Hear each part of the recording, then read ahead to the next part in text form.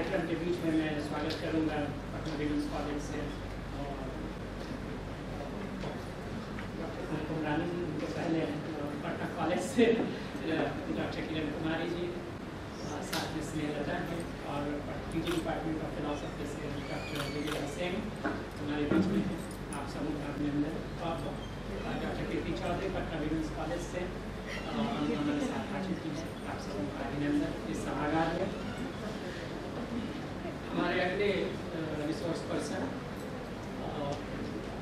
जिनका मैं विद्यार्थी भी रहा हूँ BN कॉलेज में इंटर के दौरान, प्रोफेसर राजेश कुमार सिंह जी।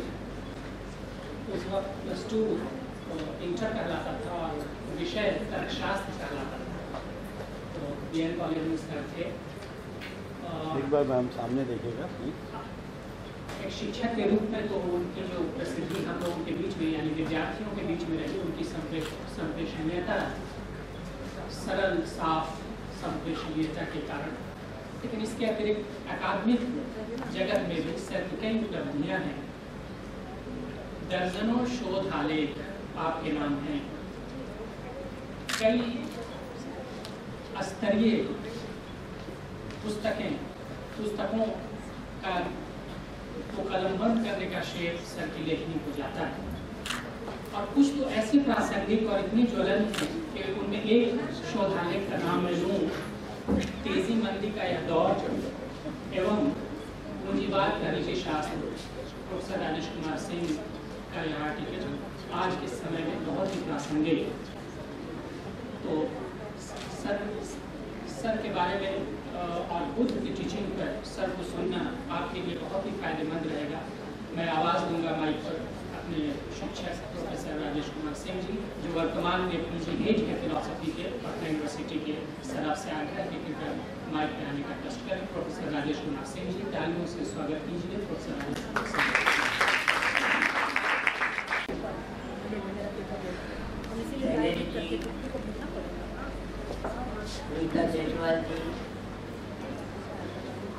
नमिता जी इन एब्सेंशिया, हमारे पटना विश्वविद्यालय के पटना कॉलेज, विमेंस कॉलेज और मदर महिला कॉलेज से हमारे सहकर्मीगण और हमारे स्टूडेंट्स, बुद्धिज्म मेरा कोई विशेष लगाव इससे रहा नहीं और संभवतः यहाँ भी बहुत से स्टूडेंट्स होंगे जो इंडियन फिलोसॉफी से नहीं होंगे। इसलिए मैंने आपसे बातचीत करने के लिए यह सोचा कि बुद्ध का जो मोस्ट कॉमन मैन के लिए उपदेश था, वचन था, उनका 4 आर्य सत्य, उसी के रेलिवेंस पर मैं कुछ बातचीत आपसे करूँ।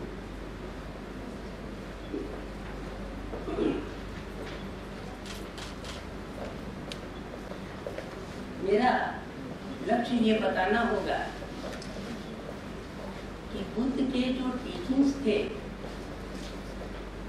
वो किसी समय से बंधे हुए थे नहीं, वे सनातन सत्य थे।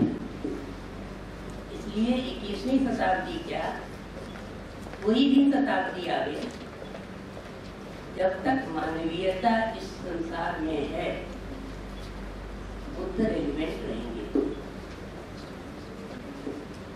स्कूल एज से ही बुद्ध के कहानियां वगैरह मैं पढ़ता था।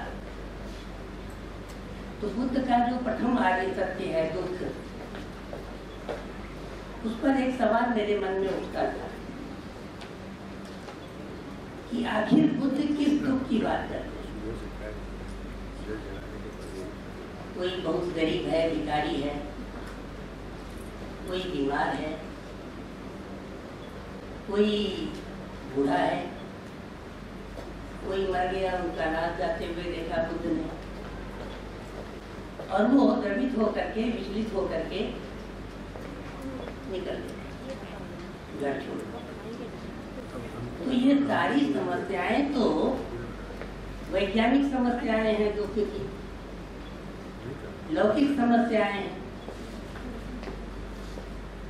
और इसके लिए खोजने के लिए जो उन्होंने पद्धति अपनाई, सारा कुछ छोड़ छाड़ के जंगल चले गए, सांप, बिच्छू, शेर के बीच हर तरह का कष्ट अपने शरीर को दिया। तो भला इससे इन समस्याओं के समाधान के ज्ञान को क्या मतलब? मान लीजिए मैं मगध महिला से निकलूं और मुझे कोई टक्कर मार दे, मेरा पैर टूट जाए, तो मैं पीएम तीरथ ना जाके गंगा किनारे धुनी कमाने से ना जाऊं। ये कौन सी पद्धति हुई? फिर बुद्ध बोधि वृक्ष के नीचे से जो ज्ञान लेकर आए,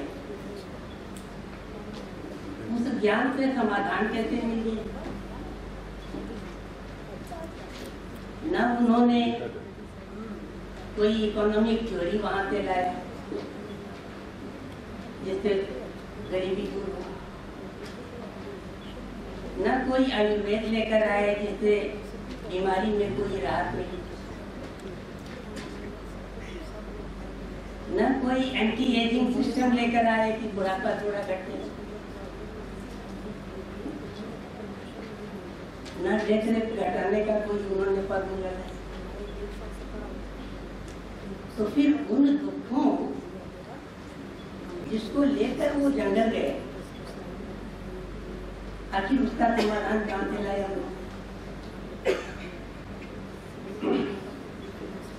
बाद में दर्शन पढ़ने के क्रम में फिर मुझे ऐसा लगा कि शायद बुद्ध का कहना यह था कि जन्म, अभाव, रोग, बुढ़ापा, मृत्यु आदि जितनी भी बातें हैं, ये एक नेचुरल वैल्यू न्यूट्रल प्रोसेस है। ये ना तो जानवरों के लिए दुख होता है और ना बोधिसत्व ज्ञानियों के। बीच में हम शायद अज्ञानवश इसे दुख सुख का मामला बना लेते।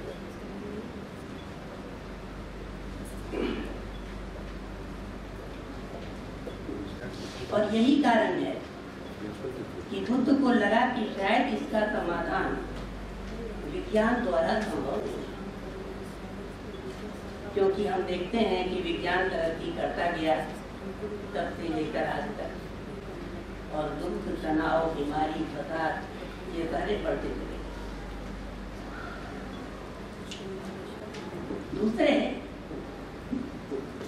बुद्ध कहते हैं कि ऐसा भी नहीं है कि ये संसार सुख दुख है। वो कहते हैं कि सब दुख ही दुख है, सर्वम दुखम दुखम।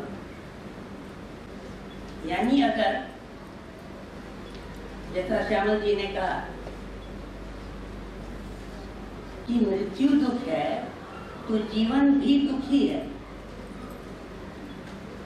प्रियतमा का वियोग अगर दुख है,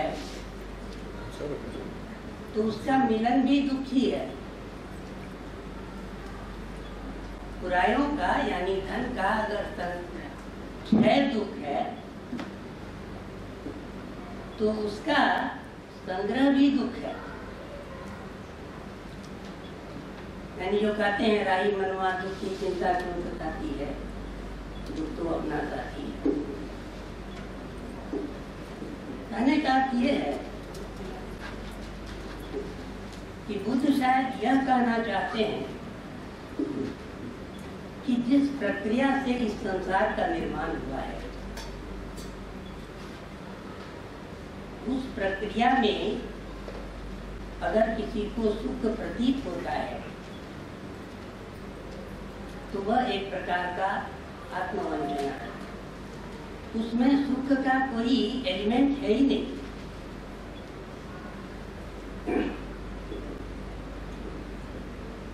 सुख उसी तरह है,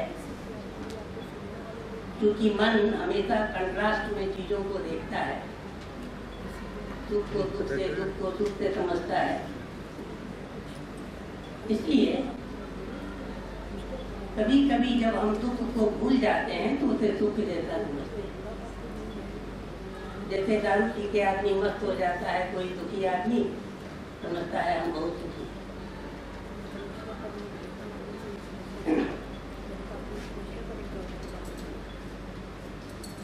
लेकिन आखिर हम कैसे कहेंगे कि ये संसार अज्ञान से बना हुआ है और इसीलिए इसमें केवल दुख ही है। इसके लिए बुद्ध द्वितीय आर्य सत्य देते हैं, यानी दुख का कारण, और इसे ही दूसरी भाषा में हम कहते हैं प्रतीत्य समुत्पाद।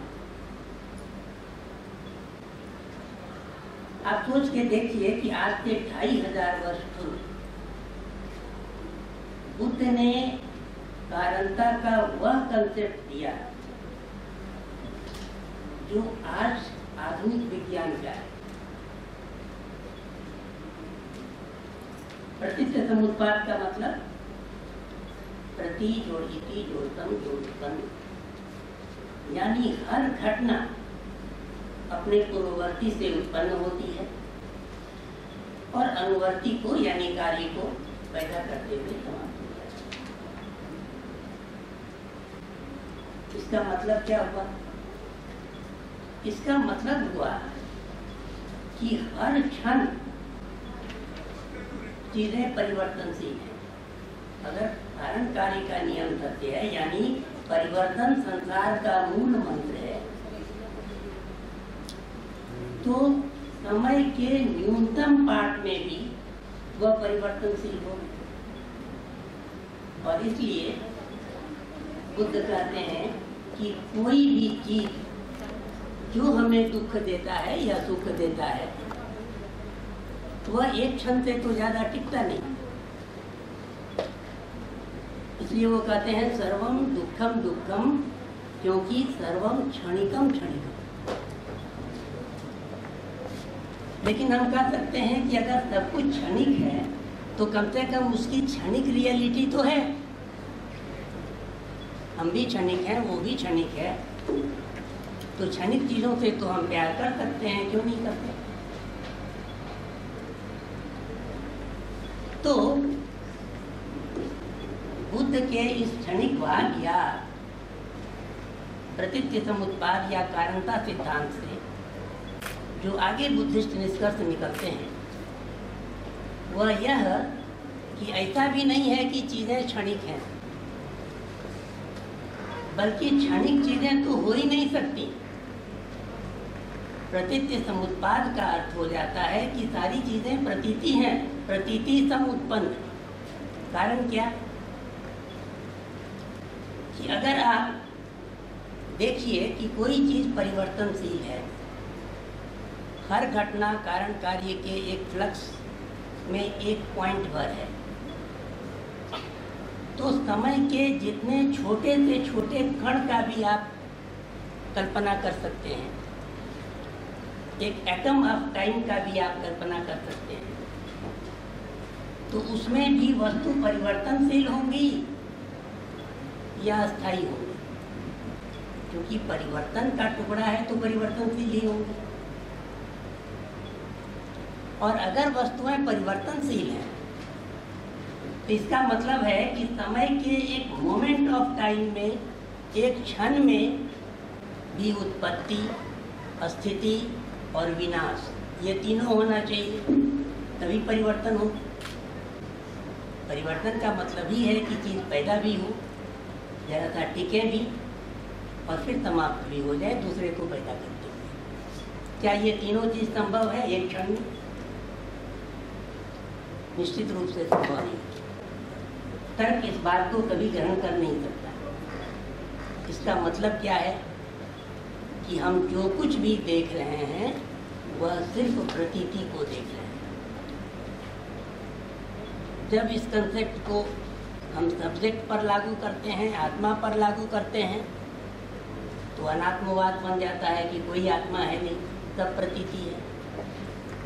और जब जगत पर लागू करते हैं तो बन जाता है कि सब शून्य है, यानी शून्यवाद आ जाता है। तो यानी संसार के नाम पर बुद्ध कहते हैं कि हम सिर्फ प्रतीति को देख रहे हैं। जैसे सिनेमा में आप देखिए, एक स्क्रीन होता है, स्क्रीन पर सिनेमा प्रोजेक्ट होता है, जो है यानी स्क्रीन वो दिखता नहीं है, और जो दिखता है वो नहीं है। तो ये संसार ठीक उसी तरह है। बाद में आप देखिए बुद्ध के इसी विचार को आधुनिक दार्शनिकों ने, कांट ने नोमेना और परफिनोमेना के रूप में व्यक्त किया। शंकराचार्य ने ब्रह्म सत्यम जगन मिथ्या कहा। ब्रैडले ने अपीयरेंस एंड रियलिटी कहा।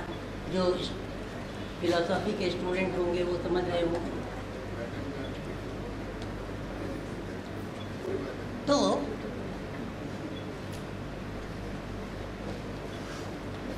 बुद्ध के हर विचार आप देखिए, हर आर्य सत्य कितने आधुनिक हैं। अब किस प्रकार से जो हमारा ये अज्ञान का टेंडेंसी है वह रियलिटी को ढक लेता है, उसको आवरण कर देता है और एक नई दुनिया असत्य की खड़ी कर देता है। इसको एक उदाहरण से हम समझ सकते हैं। जैसे दो बच्चे आपस में खेल रहे थे, एकाएक दोनों लड़ने लगे, एक ने दूसरे का सर फोड़ दिया। माँ बाप दौड़ के आए, क्या हुआ?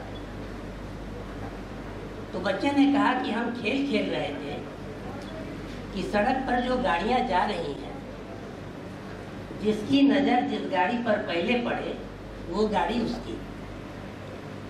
ये जो काली गाड़ी गई है इसको मैंने पहले देखा और ये कहता है ये मेरी गाड़ी। अब आप देखिए, गाड़ी वाले को पता ही नहीं, गाड़ी को लोगों ने बांट लिया। गाड़ी गाड़ी वाले के पास है, लेकिन आपस में लड़ भी गए, माथा भी फोड़ लिया। तो क्या हम इसी तरह की दुनिया नहीं जी रहे?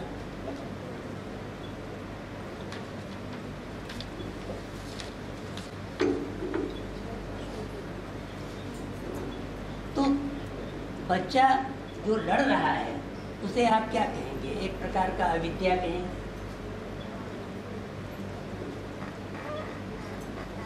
तो यह जो अविद्या है, जिसको शंकर माया कहते हैं, यह एक प्रोसेस है। और आज की भाषा में अगर आप कहें तो इसको आप कह सकते हैं कि यह एक प्रकार का आर्टिफिशियल इंटेलिजेंस है। और यह आर्टिफिशियल इंटेलिजेंस इतना प्रभावशाली होता है कि एक तरह से उसने हमें एक रोबोट की तरह बना दिया है। हम अपने मूल स्वरूप को जी नहीं पा रहे। माइंड क्या है? अगर आज की भाषा में आप देखें तो माइंड ह्यूमन ब्रेन के हार्डवेयर में एक प्रकार का सॉफ्टवेयर है। कैसे ब्रेन काम करता है यही माइंड बताता है। ऐसे माइंड के बहुत बड़े बड़े सिद्धांत हैं, लेकिन अगर आप एक लाइन में उसको बहुत हल्के में समझना चाहें तो माइंड एक सॉफ्टवेयर है जो कि ब्रेन रूपी हार्डवेयर में फंक्शन करता है। अब देखिए ये क्या करता है। सबसे पहले तो ये जो एक मूल सत्ता है उसको सब्जेक्ट और प्रेडिकेट में बांट देता है। एक तीसरा चौथा क्लास के बच्चे को भी आप पढ़ाते हैं कि हर एक ज्ञान वाक्य में व्यक्त होता है और वाक्य के दो भाग होते हैं, एक सब्जेक्ट दूसरा प्रेडिकेट, एक ज्ञाता भोक्ता कर्ता वगैरह, और एक जिसको हम जानते हैं। अब आप देखिए एक बच्चा जब पैदा होता है तो वो एक कोरे कागज की तरह होता है, एक अनपॉल्यूटेड हार्डवेयर की तरह होता है जिसमें आप कुछ भी भर सकते हैं। लेकिन उसके बाद हम उसमें सॉफ्टवेयर भरना शुरू करते हैं कि देखो तुम हिंदू हो, तुम मुसलमान हो, तुम ब्राह्मण हो, तुम शूद्र हो, और फिर उनका पूरा सिस्टम उसी सॉफ्टवेयर के हिसाब से काम करना शुरू करता है। आज जो नुपुर शर्मा का केस है वो तो यही है ना कि पूरी दुनिया आज आंदोलित हो गई एक खास प्रकार के थिंकिंग के चलते, एक खास प्रकार के अंधविश्वास के चलते। तो ये अंधविश्वास को आप क्या कहेंगे? एक प्रकार का सॉफ्टवेयर है।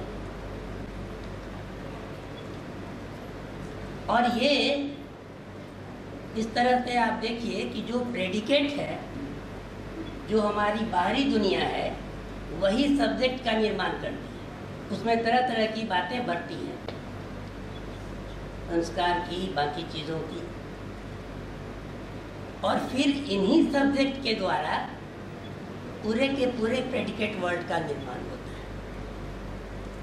जितना भी आप देख लीजिए, सांस्कृतिक बातें हैं, सामाजिक सिद्धांत हैं, आर्थिक सिद्धांत हैं, राष्ट्रीय और अंतर्राष्ट्रीय संबंध के सिद्धांत हैं, वो कहाँ से आते हैं? वे सभी इसी सब्जेक्ट से आते हैं, इंडिविजुअल सब्जेक्ट से पैदा होते हैं। ये एक तरह का समझिए कि बड़े पैमाने पर जो हार्डवेयर विकसित होते हैं, सॉफ्टवेयर विकसित होता है, सोचने का तरीका विकसित होता है, या मार्क्स की भाषा में आप देखें तो यह एक प्रकार का सुपर स्ट्रक्चर विकसित हो जाता है। उसी से फिर दुनिया भी संचालित होने लगती है, पूरा का पूरा समाज संचालित होने लगता है। आप अफगानिस्तान को ले लीजिए, एक खास प्रकार के धार्मिक सिद्धांत को कितना प्रेम से जी रहे हैं, और धीरे धीरे आप देखिए ये जो हमारे विचार पैदा होते हैं, जो किसी सत्य से पैदा नहीं होते हैं, विचार से विचार पैदा होते हैं, वो इस प्रकार हमें बांध देते हैं कि रूस के पास कोई चारा नहीं है आक्रमण करने के सिवा। उसी तरह से यूक्रेन के पास कोई उपाय नहीं है लड़ाई लड़ते रहने के सिवा, और अमेरिका और यूरोप के पास भी कोई उपाय नहीं है यूक्रेन की मदद करते जाने के लिए। और धीरे धीरे आप देख रहे हैं, टीवी रोज दिखलाता है कि एक ऐसी स्थिति आ रही है कि कहीं एटॉमिक वार हो गया। तो जितने भी हम लोग आदमी हैं जो एक प्रकार का सुपर स्ट्रक्चर बनाए हुए हैं, सभी पार मिले। तो इस तरीके से जो सॉफ्टवेयर या जो माइंड या जो थ्योरी सारे के सारे इंडिविजुअल्स को तनाव से भर दे, दुखों से भर दे, पारिवारिक जीवन, सामाजिक जीवन, राष्ट्रीय जीवन, अंतर्राष्ट्रीय जीवन, सबको विनाश तक पहुंचा दे, उसको आप क्या कहेंगे? सॉफ्टवेयर या वायरस? निश्चित रूप से वायरस करना होगा, क्योंकि वो हमें मदद नहीं कर रहा है, उससे ज़्यादा वो हमें दुखों से भर दे रहा है। यही अज्ञान, यही दुख का कारण है।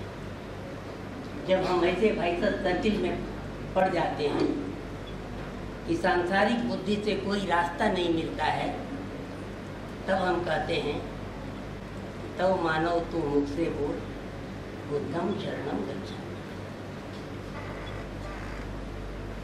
बुद्ध का इसीलिए आप देखिए जो तृतीय आर्य सत्य है,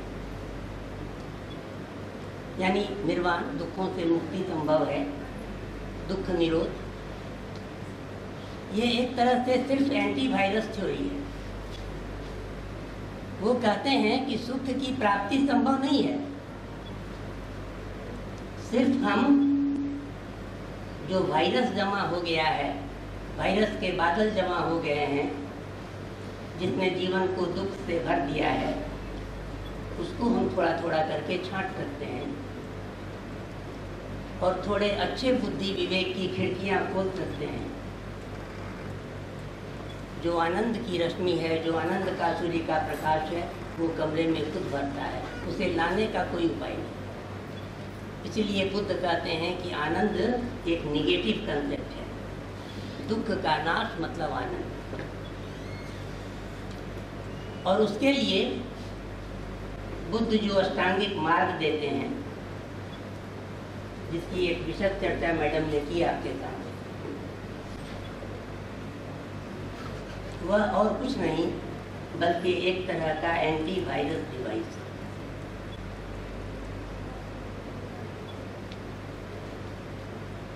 अष्टांगिक मार्ग की चर्चा करना उतना उचित नहीं है, अभी चर्चा भी हो चुकी है। मैं दो बात का केवल उल्लेख थोड़ा थोड़ा कर दूंगा, जिसका बहुत ज़्यादा अभी जोर है। एक है विपासना और दूसरा ब्रह्म विहार। विपासना क्या है?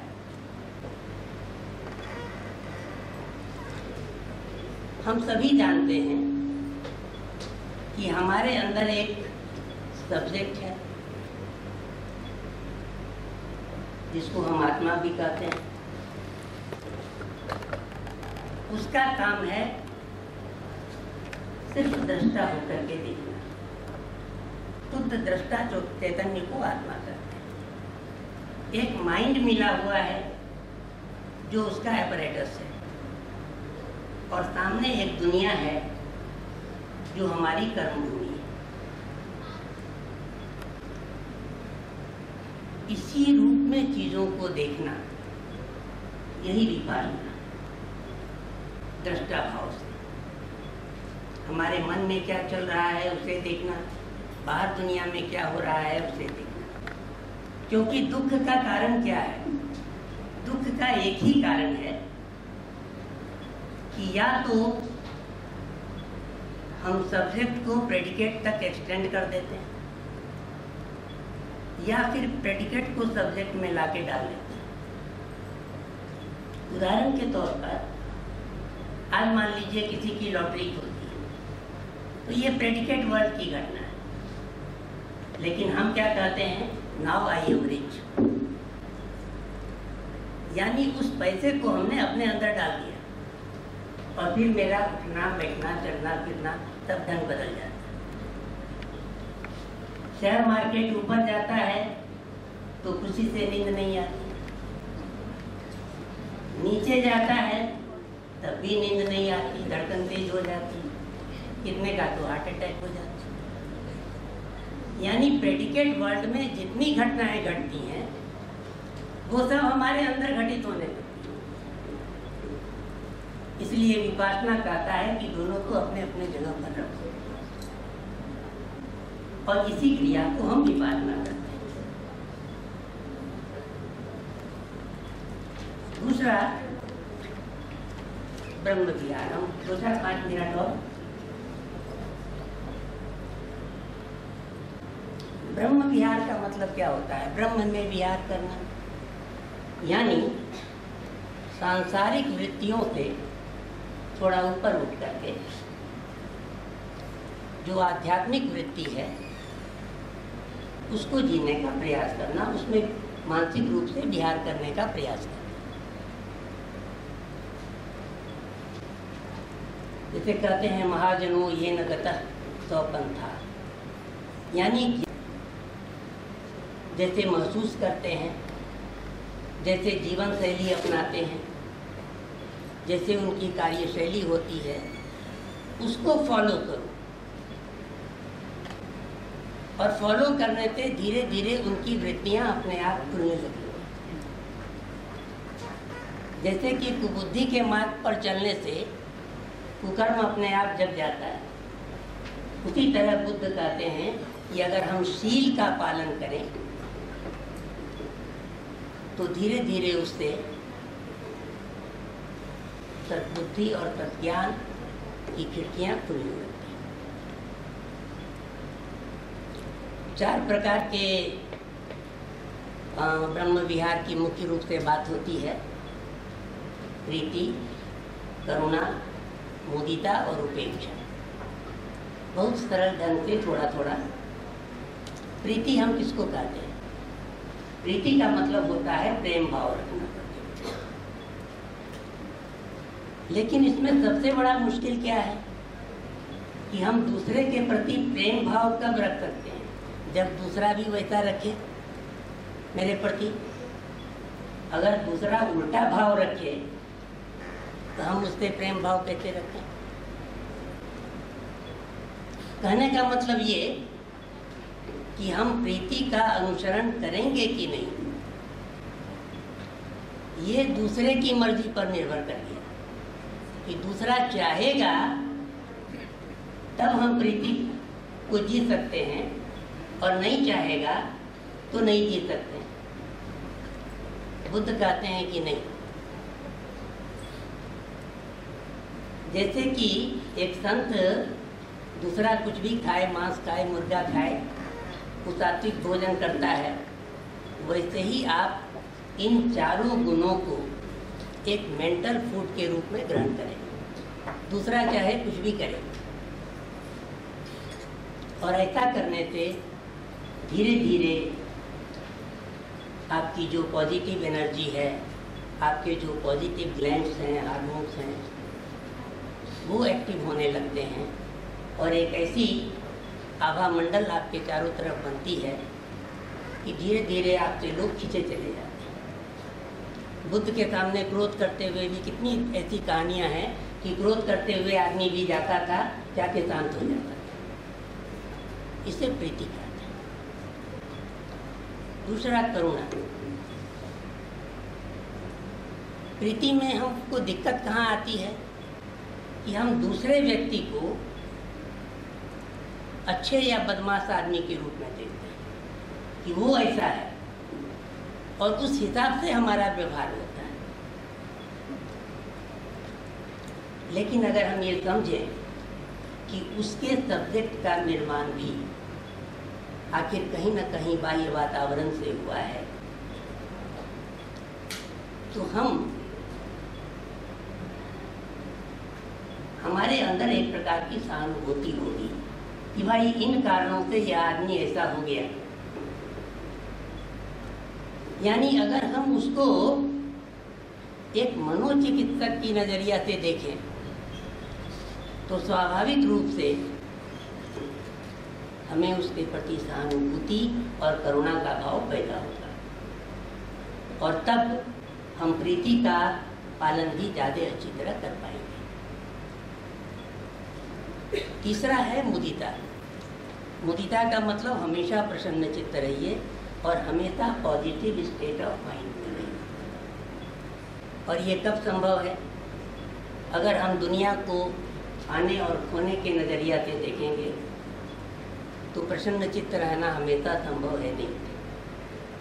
इसलिए बुद्ध कहते हैं कि जीवन को इस रूप में देखिए कि हम इस संसार में आए हैं एक कर्म साधना करने के लिए। हमने क्या किया, कितना पुण्य कमाया, इस रूप में अगर आप जीवन को देखते हैं तो फिर कोई निराशा आपको छुएगी नहीं, चाहे आपको सफलता मिले या विफलता मिले। और अंतिम है उपेक्षा या डिटैचमेंट, यानी निर्लिप्त रहते हुए कर्तव्य भाव से कर्म करना। अब आप अगर ध्यान से देखें तो बुद्ध के वचन केवल आपको मोक्ष का रास्ता ही नहीं दिखलाते, बल्कि इस जीवन में भी अधिक से अधिक सफल कैसे हुआ जाए, जैसा मैडम ने आपको अभी बतलाया, यह भी मार्ग बतलाता है। गीता भी कहती है योगा कर्मसु कौशलम। हमें विफलता क्यों होती है? अक्सर इसलिए होती है कि हमारा डिसीजन गलत हो जाता है। और डिसीजन गलत क्यों होता है? इसलिए कि हम क्रोध, लोभ, मोह, भय आदि के अंदर ऑपरेट कर जाते हैं और जो हमारा न्यूट्रल और ऑब्जेक्टिव थिंकिंग है वो नहीं हो पाता। तो अगर आप बुद्ध विहार, ब्रह्म विहार और विपासना आदि को अपनाते हैं तो धीरे धीरे आपके अंदर एक तरह की न्यूट्रलिटी जगती चली जाती है, एक ऑब्जेक्टिव ब्रेन जगता चला जाता है, जिससे कि आपका डिसीजन ऑब्जेक्टिव होने लगता है, साइंटिफिक होने लगता है। और इससे मैनेजमेंट में भी, जो मैडम ने बतलाया कि मैनेजमेंट में भी आप सही डिसीजन लेना सीख जाए। धन्यवाद, आपका बहुत समय लिया।